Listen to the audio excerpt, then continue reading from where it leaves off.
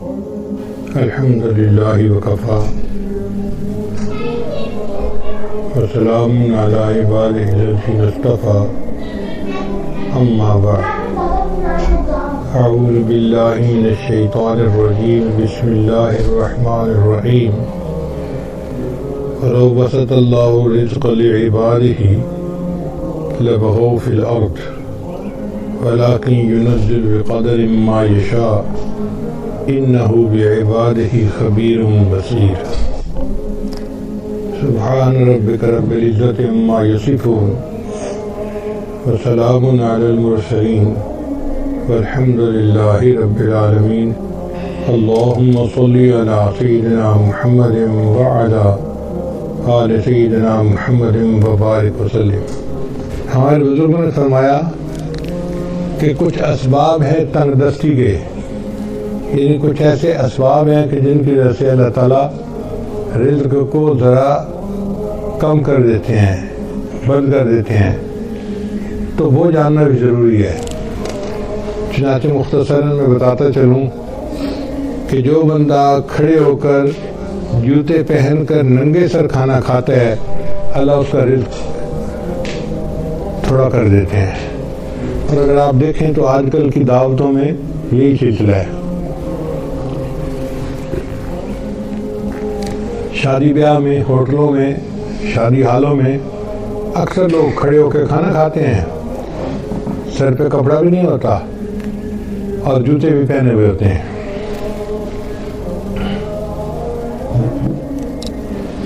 پھر رزق میں تنگی تو ہونی ہوتی ہے۔ پھر دوسرا، مہمان کو بوجھ سمجھنا۔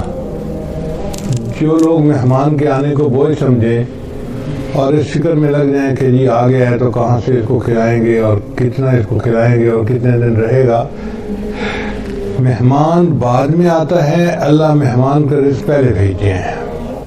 تو الحمدللہ ثم الحمدللہ اللہ تعالیٰ خیر فرما دیتے ہیں۔ بلکہ میں تو یہ سمجھتا ہوں کہ ہمیں اللہ مہمانوں کی برکت سے روزی دیتے ہیں۔ ایک دن میں کھانا کھا رہا تھا تو میری بہو کہنے لگی کہ ابو جی ایک بندہ ہے انڈیا کا، بڑا مالدار ہے، اس نے پورا سال ہر روز بندے کو ہر روز 1000 بندوں کو کھانا کھلایا۔ اور وہ بھی حیران تھی کہ 1000 بندوں کو کھانا ہر روز وہ کھلاتا تھا۔ جب اس نے بات کر لی تو میں نے کہا کہ بیٹا وہ تو امیر آدمی ہے، وہ تو 1000 بندوں کو دن میں ایک دفعہ کھانا پورا سال کھلاتا ہے۔ ہم فقیر لوگ ہیں اور ہم الحمدللہ 1000 طلباء کو دن میں 3 مرتبہ کھانا کھلاتے ہیں۔ صبح ناشتہ بھی ہوتا ہے، دوپہر کا کھانا بھی ہوتا ہے، رات کا کھانا بھی ہوتا ہے، اور پورا سال اللہ روزی پہنچا دیتے ہیں۔ تو حیران ہوئی، کہنے لگی ہاں بات تو ٹھیک ہے۔ میری وائف پاس بیٹھی ہوئی تھی تو وہ کہنے لگی کہ میں ایک بات بتاؤں۔ میں نے کہا کیا؟ کہنے لگی کہ ہماری شادی کو 30-35 سال ہو گئے ہیں اور اس 30-35 سال میں ایک دن بھی ایسا نہیں گزرا کہ ہمارے گھر میں مہمان کا کھانا نہ بنا ہو۔ میں نے اللہ کا شکر ادا کیا کہ یا اللہ تیرا کرم اور تیرا احسان ہے کہ الحمدللہ 35 سال میں ہر روز مہمان کا کھانا گھر میں بن رہا ہے، ایک دن بھی ایسا نہیں کہ مہمان گھر میں نہ ہو۔ تو میں تو یہ سمجھتا ہوں کہ اللہ ہمیں رزق جو دیتے ہیں وہ مہمانوں کی وجہ سے دیتے ہیں، تو مہمان نوازی سے کبھی پریشان نہیں ہونا چاہیے۔ پھر تیسرا سبب ہے بغیر بسم اللہ پڑھے کھانا کھا لینا، ہاتھ دھوئے بغیر کھانا کھا لینا، یہ بھی بیماری عام ہے۔ دسترخوان لگے ہوتے ہیں، نہ ہاتھ دھوئے جاتے ہیں، نہ بسم اللہ پڑھی جاتی ہے، نہ کھانے کی دعا پڑھی جاتی ہے، جس وجہ سے پھر تنگ دستی آ جاتی ہے اور اس کے دروازے بند ہو جاتے ہیں۔ پھر کھانے کے برتن کو صاف نہ کرنا، یہ بیماری بھی عام ہے۔ ہم لوگ کھانا کھاتے ہیں اور کچھ تھوڑا سا کھانا آخر میں بچا دیتے ہیں، حالانکہ اسی کھانے میں برکت ہوتی ہے۔ سنت یہ ہے کہ اگر 3 لقمے کھانا موجود ہے تو اس کو تو چھوڑ دیں تو کوئی اور کھا لے گا، چلو بھائی۔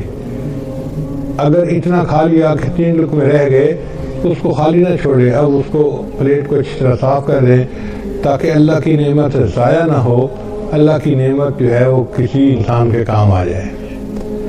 مگر اس میں ایسے لگتا ہے کہ جیسے یہ بندہ غریب ہے، اور امیر لوگ جو ہیں وہ ذرا شاہانہ دماغ کے ہوتے ہیں، تو وہ ڈالتے زیادہ ہیں، آدھا کھا لیتے ہیں، آدھا چھوڑ دیتے ہیں۔ یہ جو آدھا کھانا اور آدھا چھوڑنا ہے یہ بھی رزق میں تنگی کا سبب بنتا ہے۔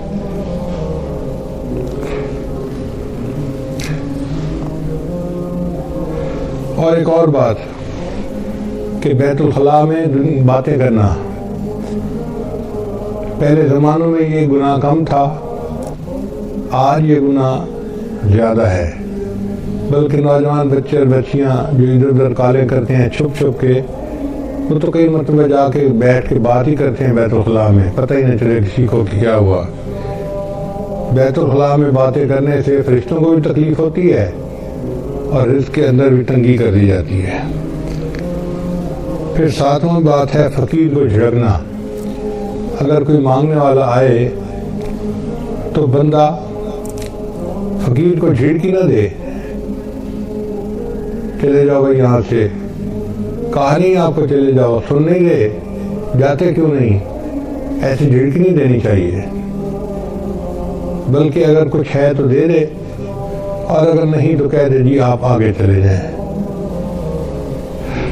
ہم ایک مرتبہ حرم شریف میں بیٹھے ہوئے تھے تو ایک UK کا بندہ حضرت کے پاس آیا مطاف کے اندر، کہنے لگا حضرت میں حج کے لیے آیا ہوں، لیکن یہاں مطاف میں تو مانگنے والے بہت ہیں، ہر تھوڑی دیر کے بعد کوئی فقیر آ جاتا ہے مانگنے والا، اب سمجھ نہیں آتی کہ ہم کس کو دیں اور کس کو نہ دیں۔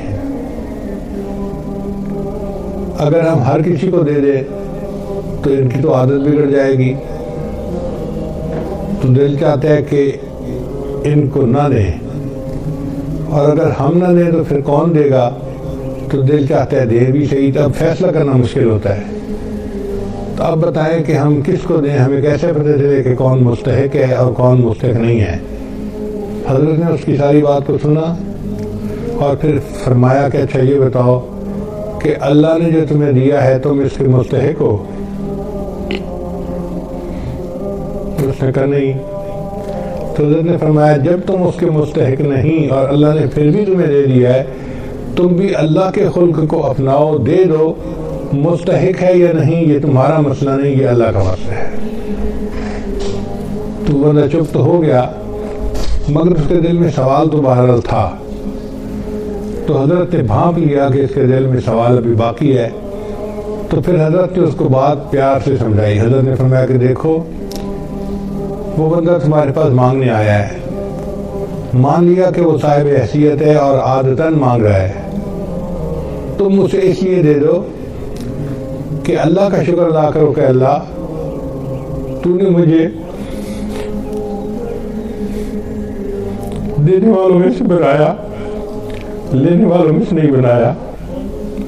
یہ بھی تو ہو سکتا تھا اللہ تجھے اس کے حال میں ڈال دیتا اور تو لوگوں سے مانگ سکتا، تو اللہ تعالیٰ کی اس نعمت کا شکر ادا کرتے ہوئے دے دیا کرو کہ اللہ تو نے مجھے لینے والا نہیں، تو نے مجھے دینے والا بنایا ہے، میں تیرے نام پہ دے رہا ہوں۔ اس پہ اس کے دل کے اندر تسلی ہو گئی اور اس نے حضرت کے ماتھے کا بوسہ لیا اور خوش ہو کے واپس چلا گیا۔ تو اس لیے اگر کوئی فقیر آئے تو اس کو جتنا دے سکتے ہیں دیں، اور اگر نہیں دے سکتے تو پیار سے کہیں جی آپ آگے چلے جائیں، اس کو جھڑکی نہ دیں، اس کو ڈانٹ ڈپٹ نہ کریں۔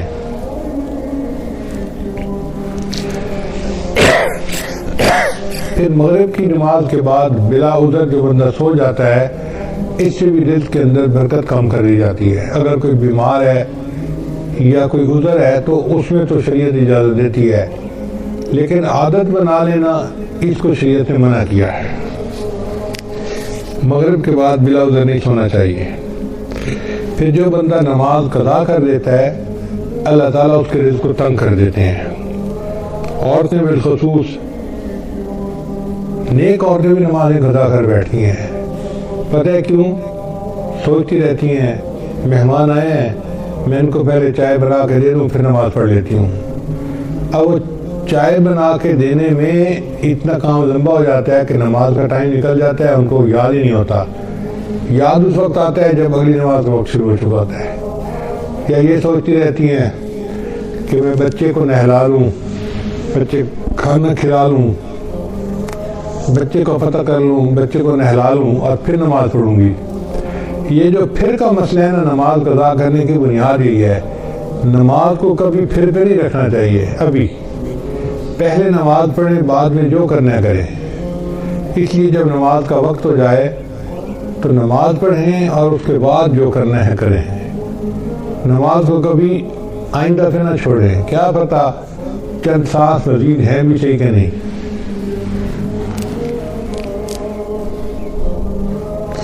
ہمیں ایک مرتبہ اس کا بہت عجیب تجربہ ہوا. ہم پشاور ایک اجتماع سے واپس آ رہے تھے تو لاکھوں لوگ تھے اس اجتماع میں. راستے میں ایک چھوٹی سی مسجد میں ہم رکے. ہم نے سوچا کہ ہم یہاں پر عصر کی نماز ادا کر لیتے ہیں.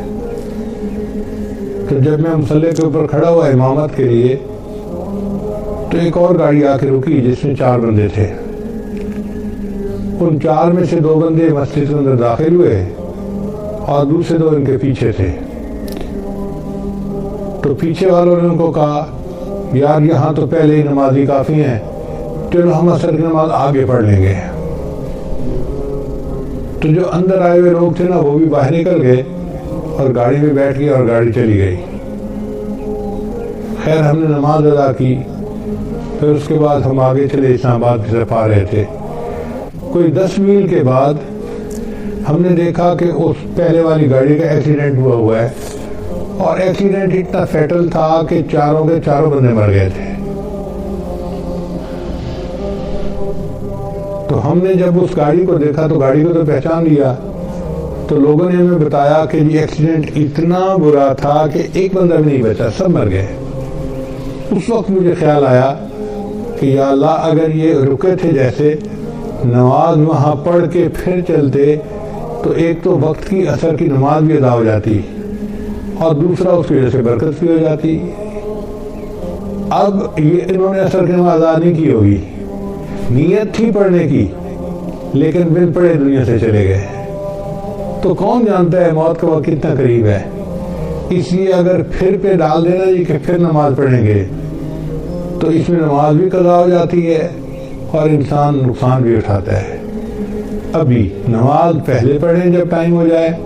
اور عورتوں کے لیے تو اول وقت میں نماز پڑھنا بھی زیادہ فضیلت ہے. بس اذان کے انتظار میں رہیں. گھر کے اندر ایک بورڈ ہونا چاہیے جس پر نماز کے ٹائمنگ لگے ہوئے ہوں. بچے بڑے اس بورڈ کو دیکھیں اور جیسے ہی نماز کا ٹائم ہو جائے بس وضو کیا، پہلے نماز پڑھی، بعد میں جو کرنا ہے بعد میں کرتے رہیں گے. پھر 11ویں چیز جس سے رزق میں کمی آتی ہے وہ ہے جھوٹ بولنا. جو بندہ جتنا زیادہ جھوٹ بولتا ہے اللہ اس کے رزق کو اتنا تنگ کر دیتے ہیں. اللہ اکبر. شاید آج ہمارے رزق کے اندر جو تنگی ہے اس کی بنیادی وجہ یہ جھوٹ ہی ہے. جھوٹ ہم نے انفرادی طور پر نہیں، قوم میں اجتماعی طور پر آ گیا ہے. جس بندے سے بات کرے وہی جھوٹ میں بات کرے گا اور اس کا نام ہم نے بہانہ رکھ دیا. جی میں نے اس کے سامنے بہانہ کیا. بیوی کہتی ہے میں نے خاوند کے سامنے بہانہ کیا. بیٹا کہنا ہے میں نے ابو کے سامنے بہانہ کیا. شاگرد کہتے ہیں میں نے استاد کے سامنے بہانہ کیا. حالانکہ یہ بہانہ صحیح جھوٹ ہوتا ہے اور اس جھوٹ سے بچنے کی ضرورت ہے.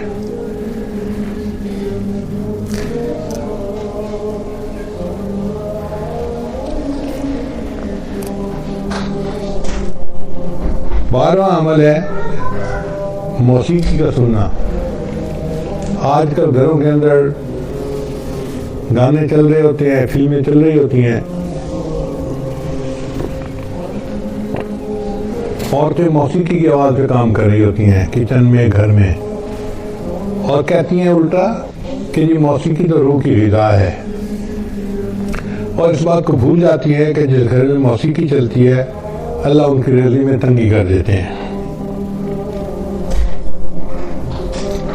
پھر 13واں عمل اولاد کو برا بھلا کہنا. کچھ ماں باپ اولاد کو جلدی گالیاں دینا شروع کر دیتے ہیں، یا برے الفاظ کرنا شروع کر دیتے ہیں، یا کوسنا شروع کر دیتے ہیں. تو جو اولاد کو برے الفاظ کہیں گے یا کوسیں گے ان کے رزق کو اللہ تعالیٰ ویسے ہی تنگ کر دیں گے. 14واں عمل قرآن مجید کو بلا وضو ہاتھ لگانا۔